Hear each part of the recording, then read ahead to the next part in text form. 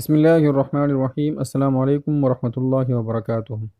حضرت عمر بن عبدالعزیز رحمہ اللہ جب تخت خلافت پر متمکن ہوئے تو انہوں نے حسن بصری رحمہ اللہ کو ایک خط لکھا، جس میں انہوں نے لکھا: میرے دوست، آپ جانتے ہیں کہ میں ایک بہت بڑے کام میں مبتلا ہوا ہوں، مجھ کو کچھ نصیحت کیجیے اور اپنے ہم نشینان خدا دوستوں میں سے کسی ایک کو میرے پاس بھیج دیجیے تاکہ اس کی مصاحبت سے مجھے آسائش حاصل ہو سکے۔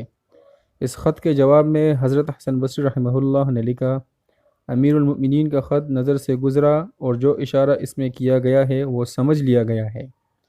آپ نے جو فرمایا کہ اس کی مصاحبت سے آسائش حاصل کروں، تو سمجھ لے کہ جیسا کہ آپ کو چاہیے وہ آپ کے نزدیک نہ آئے گا اور آپ سے فارغ ہوگا، اور جو شخص آپ کے پاس آئے گا ایسے کی آپ کو ضرورت نہیں ہے، اور اس کی مصاحبت سے آپ کو کوئی فائدہ حاصل نہ ہوگا۔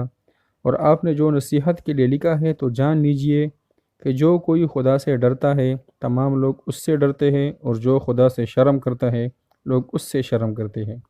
لہٰذا اپنے تمام کاموں میں خدا عزوجل کی پناہ اور مدد طلب کرے تاکہ آپ کو اس کی مدد حاصل ہو، اور خدا پر توکل رکھے تاکہ وہ آپ کے کاموں کے لیے کافی ہو۔ اور جو زبان کی حفاظت نہیں کرتا اور اسے کھلی چھوڑ دیتا ہے کہ جو چاہے کہے تو وہ اپنے آپ کو ہلاک کر دیتا ہے، غالباً یہ مختصر کلمات آپ کی رہنمائی اور عمل کے لیے کافی ہے۔ اللہ ہمیں عمل کرنے کی توفیق عطا فرمائے۔ وعلیکم السلام۔